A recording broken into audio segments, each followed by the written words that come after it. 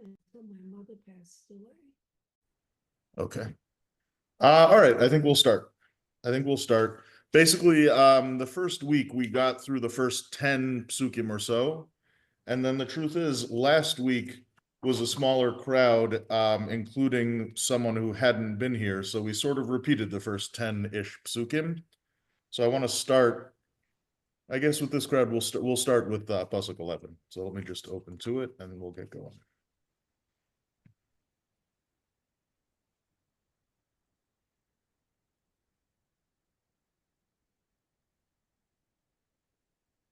Okay, so to summarize, sort of what we've seen in this chapter so far, the beginning focuses a lot on the idea that it's definitely got a morbid tinge to it, but with good musar, right? It talks about how a good name is better than good oil, which in Hebrew is a beautiful sort of play on words. Tov shem mishem and tov v'yom hamaves miyom hivaldo.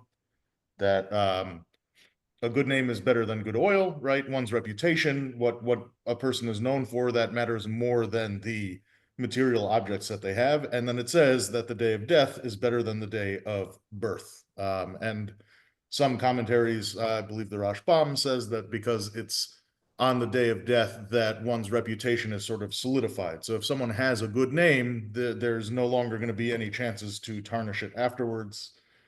It then goes on to talk about that it's better to visit a house of mourning than a house of too much partying, that a chacham always has death on the mind to some degree. Again, less in the way of like a morbid meditation. I mean, I guess maybe a little bit, but largely connected with the idea that that all of us meet the same end, and that we should, I guess, behave accordingly. And again, it just puts things into a deeper perspective.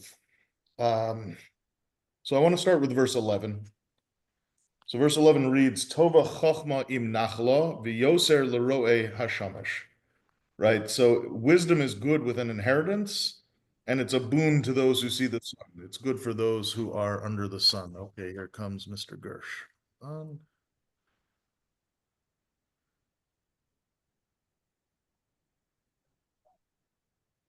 Okay, welcome.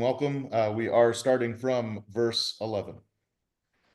Right, so wisdom is good with an inheritance and a boon to those who see the sun, meaning people that exist, right? As long as we exist in this life, as long as we're living, it's good to have wisdom, and it's even better if there's wisdom and some sort of inheritance, right? Presumably some degree of financial independence or security. Let's say financial security. This echoes a little bit, right? A lot of this book, Shlomo HaMelech is lamenting how fleeting everything is and how very little is eternal, right? It sort of has a more negative bent in many ways, but in the second chapter or the third chapter, he concedes that wisdom is better than foolishness, even after he's explored wisdom and foolishness, and he's concluded that all come to the same end. Even so, wisdom has advantages, right? He says that wisdom can sort of light the way in this world, and that someone who has that kind of discernment is generally in a better position, at least in this world. So this echoes that. Wisdom is good, especially if there's financial stability along with it. Says verse 12, Ki b'tzel ha'chochma b'tzel ha'kosef, v'yisron das ha'chochma t'chaye ve'oleha. Right, for to sit in the shelter of wisdom is to sit in the shelter of money, and the advantage of knowledge is that wisdom preserves the life of its possessors. Another piece of this is that wisdom to navigate this world is something that can help to achieve the material stability that he's speaking about. So it sort of goes both ways. Wisdom is buttressed by stability, and wisdom itself contributes to it. So that's sort of a unit on its own. Any thoughts or questions on these two psukim? Well, I have two kind of queries. Nachala can mean, an actual financial or proprietary or property inheritance, but can also just mean, the inheritance of wisdom, of roots, of culture, of Torah. Sure. So I'm curious about when that word is used, and this may be too big a discussion for this minute, but is it also saying it's good with roots, with Torah, with inheriting, a relationship with Hashem. And in the second verse, 12, Yitron is translated differently from all the other places in my version, which is Mechon Mamre. Okay. It says like it's the excellency of knowledge, but Yitron has always meant surplus in the other uses. It's the positive balance on a balance sheet. So it's interesting that he did not go with the translation he's been using, and he's called it excellency of knowledge, which I don't think he translates directly. It means kind of a surplus of wisdom more than Sure. that. So, the words are always so robust in what they have to say because they can be read so many different ways. It's going to be extra interesting in a moment too, because we're going to see that he says not to be overly wise, right? So Yisron Das, you could understand that as a surplus of knowledge, like you're saying, but yeah, here Art Scroll translates it as the advantage of knowledge. So that we'll have to see. I like the idea of Nachla being an inheritance of wisdom, right? I think that's very much what we're doing right now, right? We're engaging with our inheritance of wisdom, with this eternal wisdom that goes back thousands of years. I haven't seen it in any of the commentaries, but I like that. I like that idea. So why not? So, I think that's definitely true. Yeah, so I did have a question, but it was about Pasuk Yud. sure.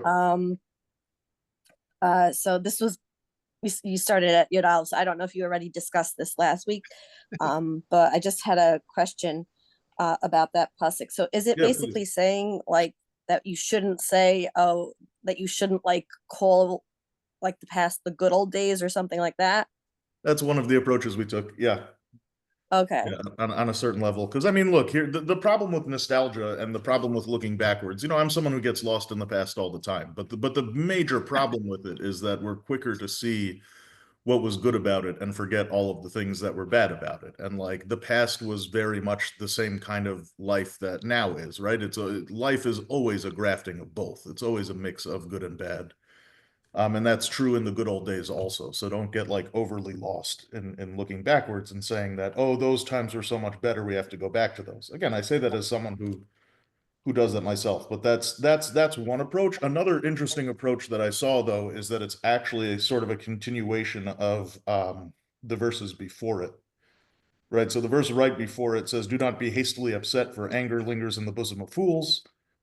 I saw one approach that basically says this is a continuation of that, where it's more along the lines of don't be so quick to jump to sort of this line of thinking that like, oh, how could today be so bad, right? Today is something went wrong. I'm so upset. Something's so bad today. Yesterday was so good. How is it that today could be so bad already? It's a little less sort of looking back and a little more just like everything was perfect yesterday and now it's all a mess. Like try not to have such an intense swing. Again, easier said than done, but that's sort of the other approach that I found to that verse.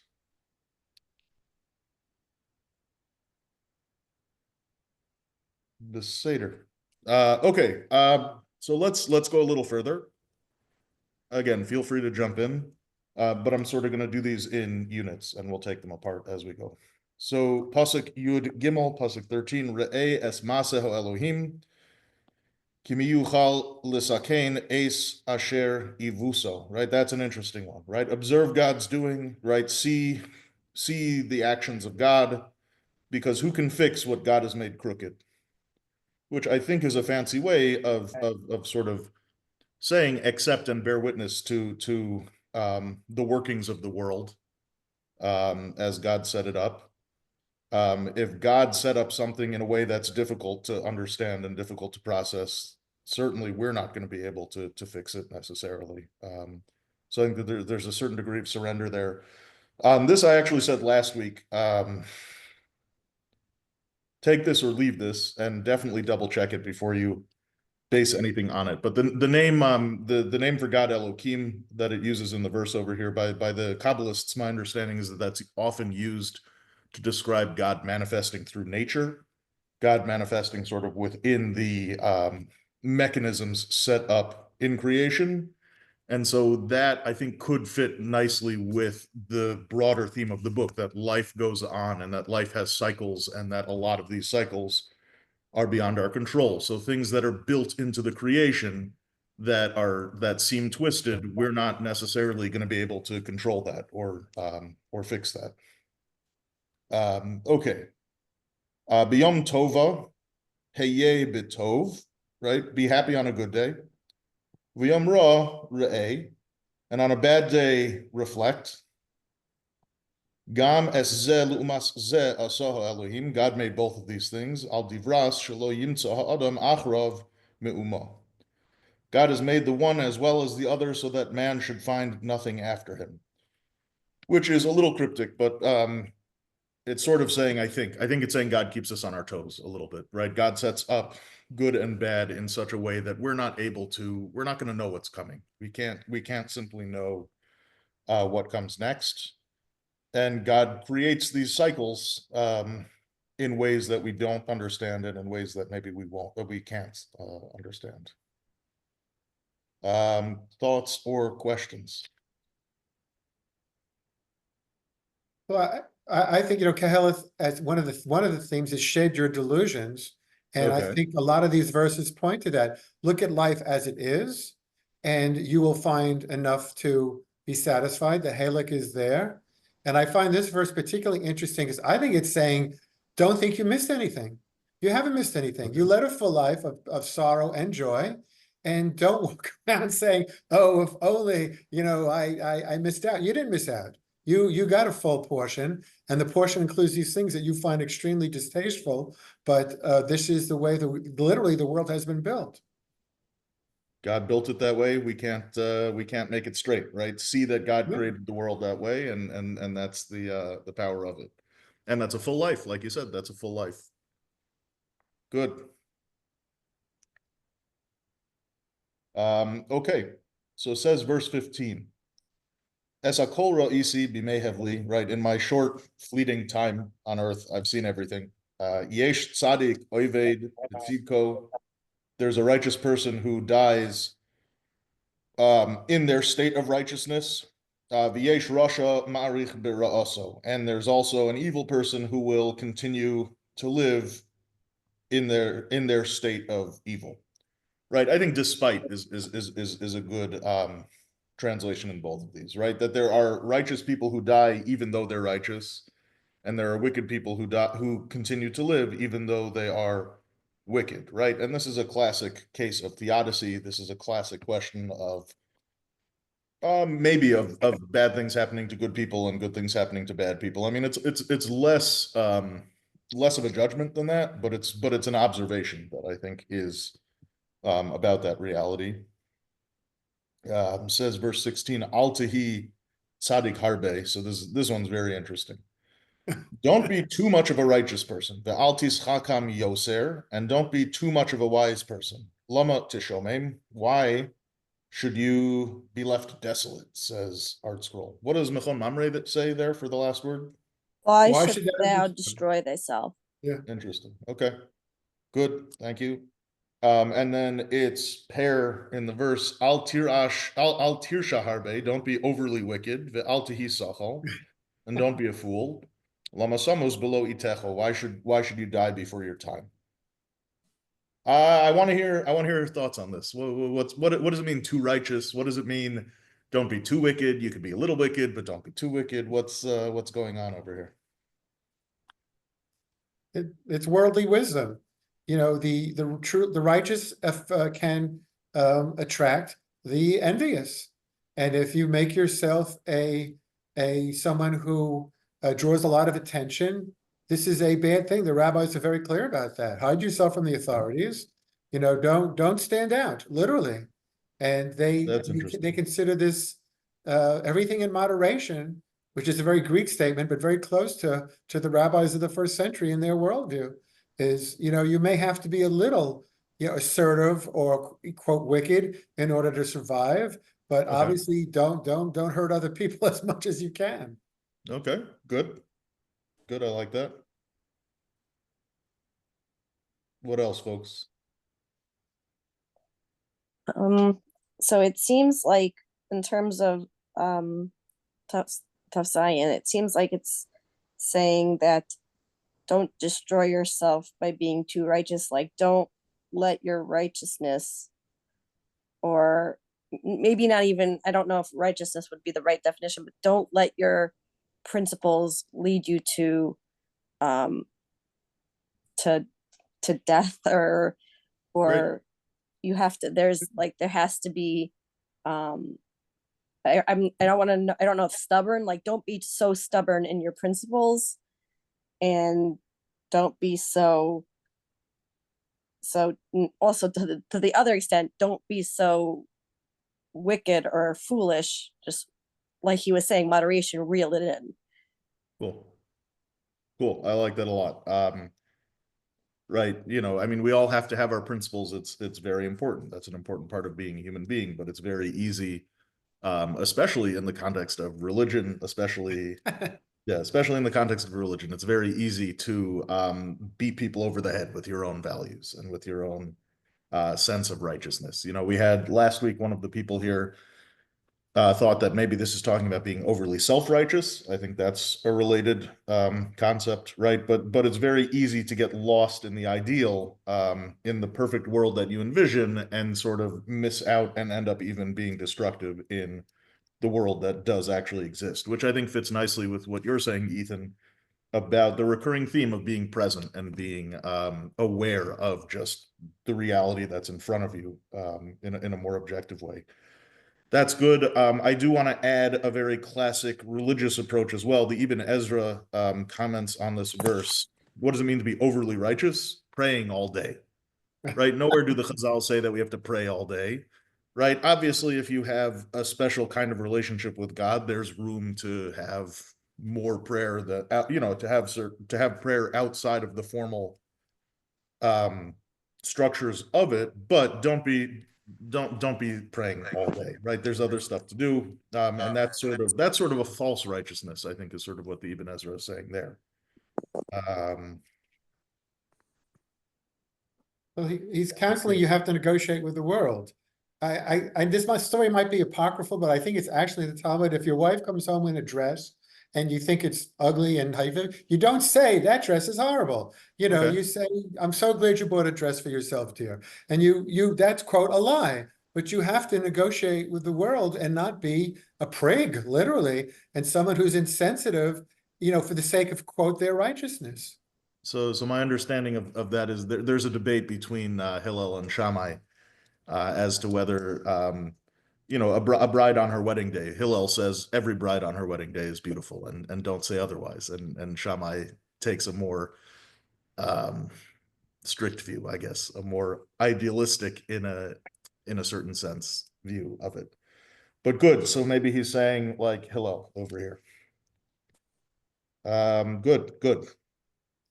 And again, I think there is something very deep. Don't be overly wicked, I think does allow for a certain reality that all of us are human beings and all of us have a dark side. And we have to do our best to combat that, but also we are just people at the end of the day. So I think there's a certain degree of recognition that we have that part of us as well. Okay, let's go a little further. We're in verse 18.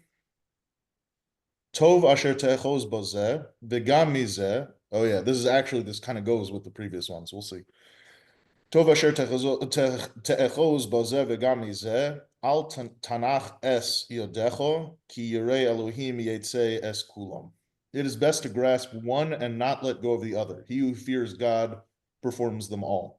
So the truth is, it's a little ambiguous in the Hebrew and in the English. But what I saw is that this is probably what is this as well as that. It's probably this idea of don't be overly righteous and don't be overly wicked, right? Again, it's striking that balance. It's striking that moderation.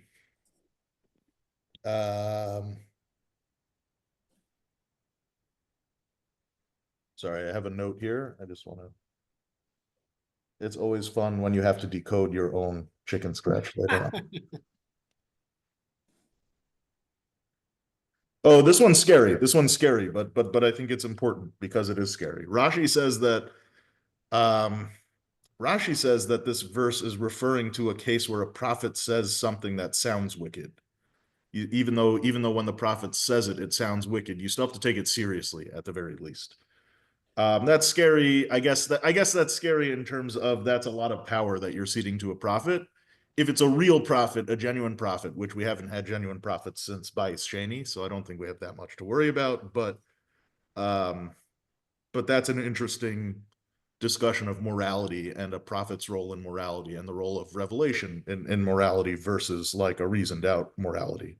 I like that he says take it seriously though, meaning you have to engage with it. You can't just say, oh, well, that sounds bad, so I'm going to ignore it. So I don't know. So that's Rashi on that verse. That's an interesting, it's an interesting thing.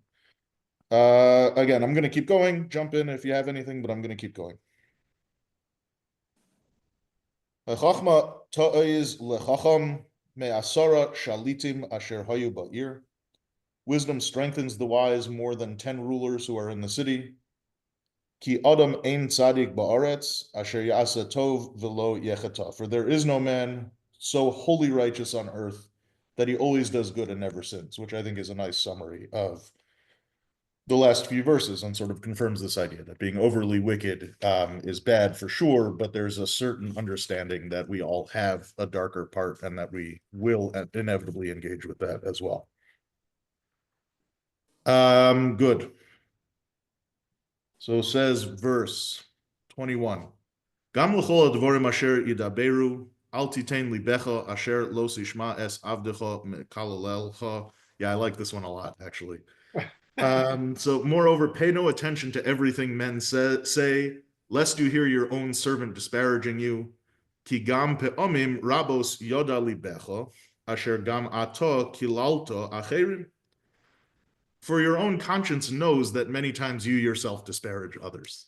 I think this is a fancy way of saying try your best not to take things too personally, even when they're directed at you, because all of us have our moments where even, and maybe especially with people that we care about and regard highly, we all have our moments where we have to complain a little bit about something that they did that gets on our nerves. I think about this in the service industry and in any kind of job where you're working with people, it's very easy to simultaneously get annoyed with and complain about the very people that you are helping and bending over backwards to make their lives better. You care about them, but also maybe you have to vent a little bit.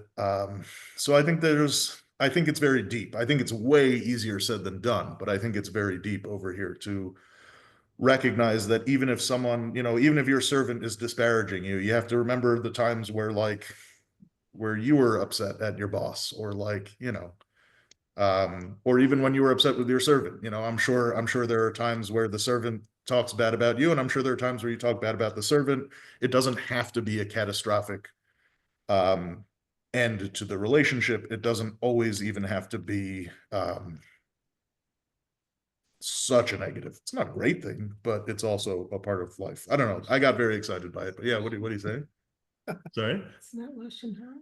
It might be Lashon Hara. It might be. Depends on what it is. That's its own kind of problem. But even so, we're all humans. We all engage in Lashon Hara. It does happen. Thoughts or questions before we keep going? How are we doing on time? I think it's of a piece with the idea that you should negotiate the world with these with wisdom, with these virtues that, don't be thin-skinned. What you are accusing someone of, you most likely have done yourself. I think that's very, very true. And Kohelet is trying to teach us to navigate this very uncertain, mercurial world. And these are very much wisdom lessons that he is asking you to take to heart, so that you will not, die prematurely or fall into wickedness, etc., etc. Good. Great. All right, let's get a few more in. We'll see if we can finish the chapter. Not sure, but we'll see. We're in verse 23. Kol zo nisisi b'chochma, amarti ech kama v'hi rechoka mimeni. All this I tested with wisdom. I thought I could become wise, but it is beyond me. Right? This is evocative of earlier chapters again. Rochok ma shehaya v'amok amok mi matzena. What existed is elusive, and so very deep, who can fathom it? And so what did he do? So in verse 25, Sabosi ani v'libi lodas v'lasur uvakesh chochma v'cheshbon v'lodas resha kesel v'haksilus holelos. So I turned my attention to study and probe and seek wisdom and reckoning, and to know the wickedness of folly and the foolishness which is madness. Again, this already is, he's said some similar things in the past. I am going to try to finish, so I'm going to keep going. Umotza ani marmi moves eso isho asher he. Oh, good. Yeah, I have to give the disclaimer here. This I'll read it and then we'll see. Umotza ani marmi moves eso isho asher he mitzodim v'charomim libo asurim yodeha tov livneo Elohim yimaleit mimena v'chote yilached bo. So he says, and I've discovered more bitter than death, the woman whose heart is snares and nets, her arms are chains. He who is pleasing to God escapes her, but the sinner is caught by her. Pardon me for saying it, but I do think this is, I think this is misogynistic. I think this certainly hits the modern ear in a tricky way. I was confused as to whether or not this was supposed to be a metaphor or not. Okay. Okay. I'm not sure. Not sure. I think he is talking about the temptation. I think he's talking about temptation of sexual sin is a big part of it, and the way that people, and maybe especially men, can get sidetracked by it. Certainly in his day and age, that was the assumption, that men are more susceptible to it. He's not placing the responsibility on the men as much as he seems to be on this woman here. So that's what to chew on and to think about. I'm going to try to finish the chapter, and then we'll talk. So re'ei zeh motzasi amra Koheles achas la'achas limtzo cheshbon. See, this is what I found, said Koheles, adding one to another to reach a conclusion. Right, again, he's going through this whole mental exercise. Asher od biksha nafshi v'lo motzasi adam echad me'elef motzasi v'isha b'chol eila lo motzasi. Right, adding one to another each to reach a conclusion, which yet my soul seeks, but I have not found. 1 man in 1,000 I have found, but 1 woman among them I have not found. Levad re'ei zeh motzasi asher asa ha'elohim es ha'adam yashar v'hema bikshu chish vonos rabim. But see, this I did find. God has made man simple, but they sought many intrigues. So a lot going on here.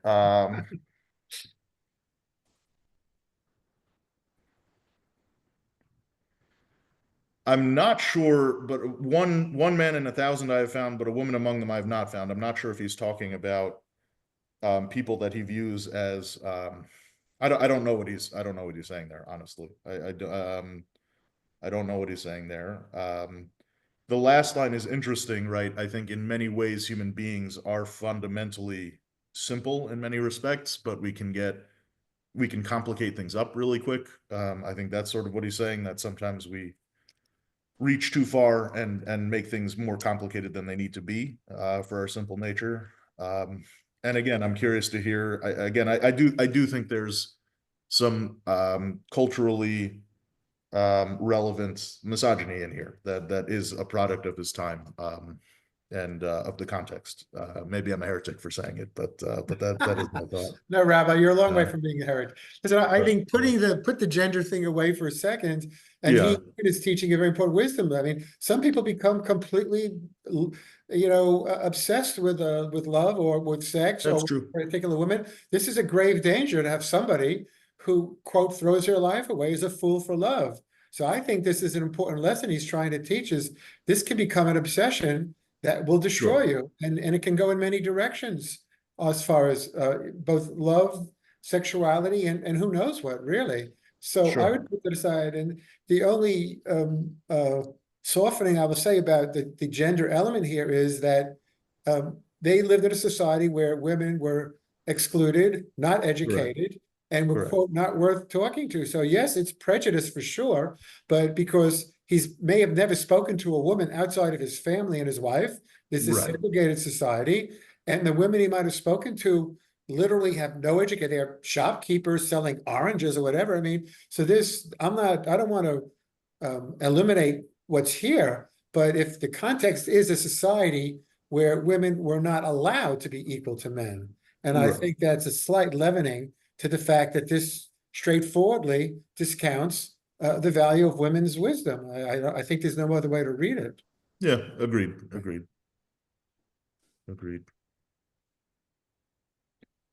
Good, okay, that takes us to the end of the chapter. Any final questions or thoughts before we call it for the week? Very good. Okay, well, Great. thank you, All right, folks. Rabbi. Thank you. Thanks For very those, much. Very, very good. of course, please. And Okay, next thank you. week, same time. Okay, All right, Yashka. be well. okay, shkach.